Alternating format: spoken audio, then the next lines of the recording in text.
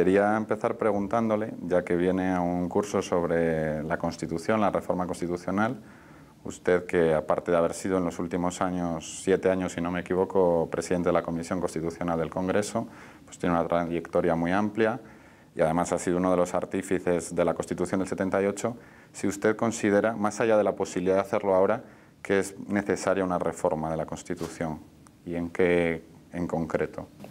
Hombre, necesaria quizás no, conveniente sí. Existen hoy dos corrientes, una muy movilista que sostiene que no hay que tocar la Constitución. Yo creo que es una posición dogmática.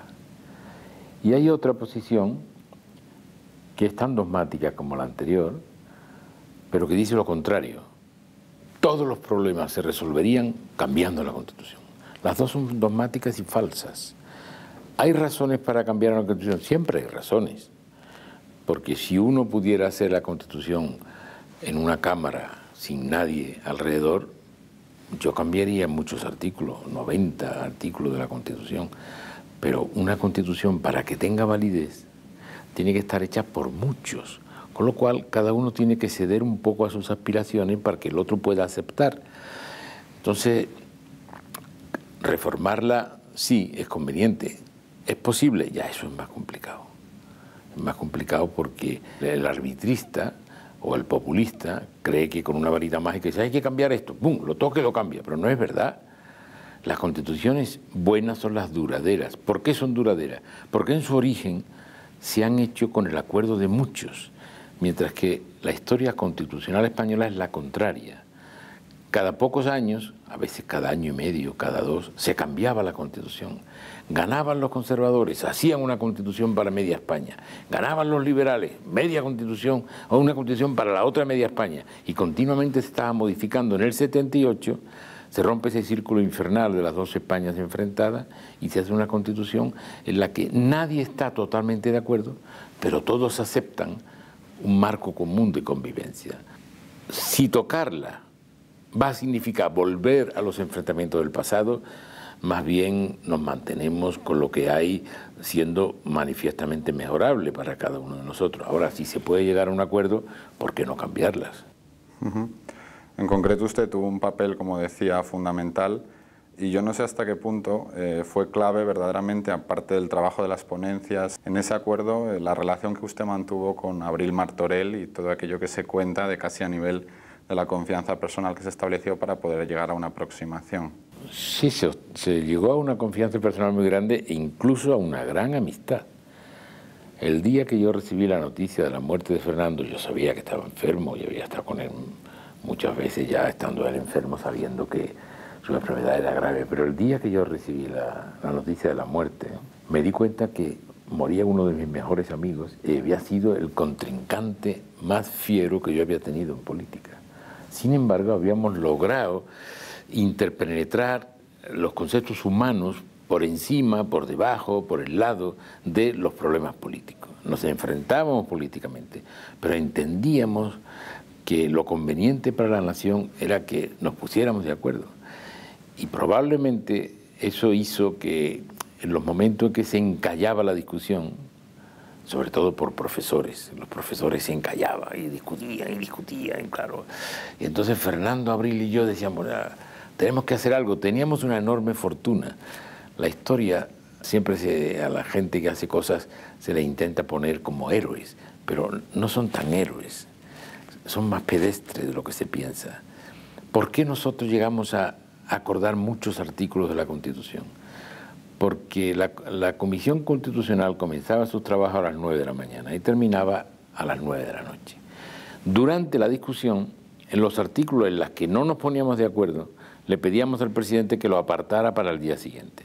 Y durante la noche, en la madrugada, nos reuníamos en el despacho de algunos de nosotros y trabajábamos toda la madrugada, todos los representantes políticos de todos los grupos, salvo Alianza Popular, porque Fraga no quería, y llegábamos a un acuerdo. Y casi siempre el fin del acuerdo lo hacíamos entre Fernando Abril y yo. ¿Y por qué? Éramos los más listos, sabíamos más de derecho constitucional. ¿Qué va? Es que Fernando era hipotenso. Entonces de noche se animaba mucho. Y yo estaba acostumbrado a dormir poco. de manera que a las 5 de la mañana estaban todos durmiendo sobre la mesa y Fernando y yo seguíamos discutiendo. Y a las 7 de la mañana decíamos, ya tenemos el texto. Las cosas son más sencillas de lo que se estudia en los libros. Y cuando hoy algunas fuerzas políticas, digamos, casi critican en su totalidad el proceso de transición o hablan del régimen del 78 y al mismo tiempo hacen una analogía de la situación actual con ese momento, ¿usted qué piensa? Bueno, se pueden decir muchas cosas. La primera es que es costumbre que cuando los políticos no saben cómo resolver la situación que tienen delante, le echen la culpa a cualquier otra situación. Entonces, la incompetencia de algunos les hace decir que los problemas de hoy derivan de la transición, que es una manifiesta confesión de incompetencia. Y luego, el querer identificar la transición política con un régimen es o de una enorme ignorancia, porque el régimen es o dictadura o democracia. Una transición política, un proceso constituyente, nada tiene que ver con un régimen, nada. O hay una ignorancia supina o una maldad exagerada para intentar identificar el proceso constituyente del 78 con el régimen del general, lo cual indica... No puedo creer que sean tan ignorantes, más bien entiendo que hay una cierta maldad en la cuestión, pero entrando en el fondo, vamos a ver.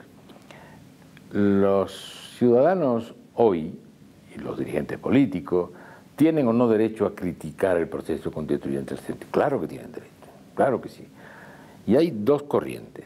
Unos dicen, conservadores, fuimos demasiado lejos, admitimos demasiados cambios, eso nos trae este mal ahora. Otros dicen, nos quedamos demasiado cortos, tenemos que haber hecho cambios más profundos, más radicales, por eso tenemos los problemas. Se equivocan los dos, tienen derecho a protestar, a criticar, pero se equivocan. Yo creo que hicimos lo que necesitaban los españoles. Si hubiéramos hecho un poco más de lo que hicimos, media España no lo hubiera aceptado. Si hemos hecho un poco menos de lo que hicimos, la otra media no lo hubiera aceptado.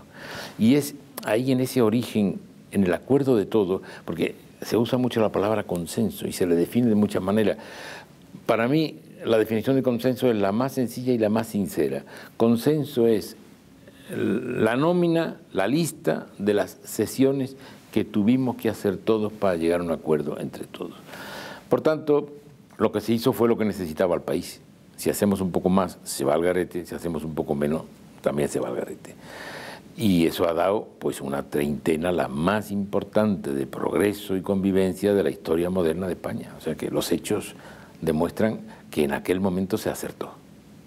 Sobre eso en concreto, y hablando ya de la etapa de los gobiernos socialistas, más allá de, digamos, que puedan encontrarse, aparte de las luces, algunas sombras, no cabe duda que, como decía, ha sido una etapa de modernización importantísima, además en la cual usted ha sido protagonista, vicepresidente del gobierno durante casi 10 años. Sí, no tanto como dicen las crónicas, pero un poco sí. Entonces quería preguntarle un poco, aunque entiendo que es complejo responder de forma resumida, que cuál es el aspecto que a usted, incluso personalmente, le ha parecido más importante de toda esa labor de gobierno. Bueno, nosotros cuando nos correspondió gobernar en 1982, teníamos un dilema muy importante. Pues la primera conversación que tuvimos una vez conocidos los resultados entre el que iba a ser presidente del gobierno y yo, que sería vicepresidente. El dilema era, de todos los problemas que tenemos delante, ¿podemos tomarlos todos a la vez o tenemos que hacer una lista de preferencia y llegar a donde lleguemos? Al final, después de mucho discutir, llegamos a la conclusión de que era mejor tomarlos todos a la vez. Y teníamos muchos problemas. Teníamos una democracia que no estaba consolidada, lo que se llamaba entonces el ruido de sables, el miedo en cualquier momento un golpe militar pudiera acabar con la democracia. Eso lo tomamos de inmediato. Sería ahora muy prolijo, muy largo explicar qué cosas concretas hicimos que desmontaron un poco esa cuestión. Teníamos un problema enorme. España era un país aislado y nosotros queríamos incardinar a España en el conjunto de los países que nos rodeaban en Europa. Y lo logramos. En el 85 logramos un acuerdo que empezó a funcionar en el 86. Fue duro, fue muy difícil. Nos costó y tuvimos que dejar algunas cosas en el camino. como el tema de la OTAN.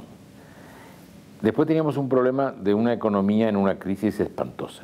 Espantosa, ahora hay una crisis, sí, pero entonces en aquel momento, y viniendo como veníamos de una dictadura tan cercana, teníamos una inflación del 22%, que ahora está en el 0,1, a veces o en el -1. El 22% aumentaba cada año el precio de los productos básicos para la gente. Era un problema enorme y tuvimos que hacer grandes sacrificios. Pongo un ejemplo: la reconversión industrial. Había muchas empresas que procedían de la dictadura que fabricaban productos que costaba 10 fabricarlo y se vendían a 2. Es decir, era un agujero por el que se iba el dinero que necesitamos para todas las cosas. Y además teníamos 6 millones de personas que no tenían derecho a la seguridad social y había que incluirlas. 3,5 millones de personas que no tenían derecho a pensiones y había que darle una pensión. Y 1,5 millones de estudiantes escolares que no tenían puestos escolares, que no tenían sitio, pupitre a donde ir. Todo esto hubo que resolverlo también a la vez. ¿Qué fue lo más importante? Pues cada una de estas cosas eran importantísimas, sobre todo para el que las sufría. Y al final, uno, ¿qué recuerda? Pues hombre, yo recuerdo algunas cosas. Por ejemplo, la democracia se revitalizó de una manera extraordinaria. Ya nadie pensaba que iba a haber mañana un golpe de Estado, eso ya estaba superado, lo cual tranquilizó la vida de la nación y de cada uno de los ciudadanos de la nación. Por otra parte, una cosa de la que yo me siento muy feliz es que en el 82 había 2 Españas muy diferenciadas, la urbana y la rural, y no se parecían en nada. Eso se ha terminado. Hoy en el pueblo más recóndito tienen afortunadamente casa de cultura, casa de día para los ancianos, tienen piscinas, muchos cubiertas, climatizadas, tienen cines, tienen teatros, tienen todo lo que antes ni de lejos podían soñar verlo. Es un poco lo que usted decía de que estaban convirtiendo a los españoles en una clase media que además iba a dejar de votarles, por así decirlo. Probablemente, sí, porque cuando se adquieren derechos, los derechos pasan a uno. O sea, dice, oye, pero fíjate, ¿cómo hay gente que puede votar a los que destruyen el bienestar y ustedes que lograron esto y esto y esto? Señor, pero cuando yo logro una cosa trabajando desde un gobierno, ya no es mío, ya es de ellos. Y dice, no, usted a mí no me da nada, esto es lo mío, me pertenece. Me parece lógico que uno no puede estar reivindicando nostálgicamente que esto lo hice yo. Esto es de la gente. Y ya desde ellos, ya no se ponga usted medalla porque les pertenece a ellos. Así es la vida. Cuando das un bienestar, recuerdo los pueblos que rodean a Madrid, estas ciudades dormitorios, lo veía yo muy claro. Digo, vamos a hacer un proceso a partir del 79 de urbanización moderna, de creación de una habitabilidad mucho más cómoda, mucho de mejor calidad. Y eso nos llevará a perder a los votantes. Y en cuanto al partido, se dice, no sé si es realmente así o fue una exageración, que usted ejercía un control absolutamente férreo. No, aquello de la foto, de los que no salían en la foto. No, pero mire, después de 1 millón de veces de desmentirlo, no hay manera. Usted se empeña en que yo dije esa frase. Yo nunca dije esa frase. No lo sabía. No, lo he dicho 1 millón de veces. Esa frase la dijo un señor mexicano que se llamaba César Chávez, que era un sindicalista. Y la frase, aquí, como hay tanto papanata, ni siquiera la dicen entera. La frase de César Chávez decía, el que se mueve no sale en la foto, y el que se aflige lo afloja. Esa es la frase de un mexicano. Bueno, pues el decano de la Facultad de Información en la UNAM en México ha llegado a escribir un artículo en un periódico en la que acusaba a César Chávez de que me había copiado a mí la frase, lo cual ya, o sea, yo soy el original. Frase que nunca dije, pero es igual. Los periodistas se repiten uno a otro. 1 millón de veces me dicen, yo no he dicho nunca eso, ¿qué le vamos a hacer? Pero vamos al fondo de lo que usted me preguntaba. No, se creó una idea de que yo tenía un mando supremo sobre la estructura del partido, lo cual no es verdad. Lo que sí es cierto es que yo conocía bien el partido. Entonces, cuando nos reuníamos a veces para las listas y tal, yo decía, bueno, hay un problema con esta persona en esta lista, los demás no lo conocían y yo sí lo conocía. Le voy a poner un ejemplo. Haciendo las primeras listas del 77, Para una ciudad muy universitaria, pues parece que la persona que tenía mucho consenso era una gran autoridad de la universidad. Y dije, parece que los compañeros quieren que sea este quien presida esta lista. Pues un compañero de la reunión, al que yo conocía y los demás no, pues dijo, no, en la universidad el que tiene de verdad autoridad es este otro. Yo sabía que este otro era él, y que además él no estaba en la universidad ni había sido universitario, era el dueño de una mercería. Entonces yo me opuse, y los demás se enfadaban conmigo, pero si te dice que este señor es el que más, hasta que tuve que decir, señores, que ustedes no conocen esto, es que está hablando de él mismo, que no tiene relación con la universidad. En fin, yo conocía bien el partido, yo me hacía entonces en mi Renault 8, me hacía como 14.000 kilómetros al mes recorriendo agrupaciones para reorganizar el partido. Yo conocía bien el partido. Entonces eso era un arma muy fuerte. Pero no es que yo fuera una persona de una autoridad por encima de los demás, ¿no? Bueno, sobre esto me interesaba a mí personalmente, no sé si quiere usted decirme algo al respecto. En concreto siempre me sorprendió mucho la actitud que tuvo Semprún en su libro, hablando de usted como había hecho con Carrillo en su otro libro anterior, y no sé si le pareció injusto el trato que le daba. Mire, yo no lo he leído, porque yo no pierdo el tiempo. Yo leo mucho, soy un lector, yo leo una media de 3 libros por semana fijo, y yo leo cosas que tengan valor. Me han hablado de que había páginas que hablaban, no me interesa leerlo, no puedo darle un juicio porque no lo he leído ni lo leeré. Pero la relación con Semprún no era buena. No tuve nunca una relación ni mala ni buena, no tenía mucha relación, pero nunca tuve ningún problema. Lo que pasa es que él sabe que yo sé, y eso es un problema. Claro, era un señor que en el Consejo no hablaba, y solo hablaba para defender un grupo mediático. Y claro, esto se sabe todo. Y desde esta perspectiva que usted me cuenta, ¿cómo ve ahora la situación del Partido Socialista en el momento en que nos encontramos? Bueno, han cambiado mucho las cosas. Ha cambiado para todos los partidos políticos. Para todos ha cambiado. La vida política ha cambiado en el mundo, ha cambiado en Europa y ha cambiado mucho en España. Los partidos que existían antes hoy están bastante desconocidos. Y los nuevos están por hacer, no sabemos qué son. Y en concreto el Partido Socialista es el partido más antiguo que hay en España, se funda hace 137 años, es un partido muy sólido, que ha pasado por etapas muy malas. Yo cuando oigo a políticos y a periodistas decir el peor resultado de la historia del partido, ignorante, ¿cómo puede ser tan ignorante y dedicarse a la política o a la prensa? ¿Pero qué dice?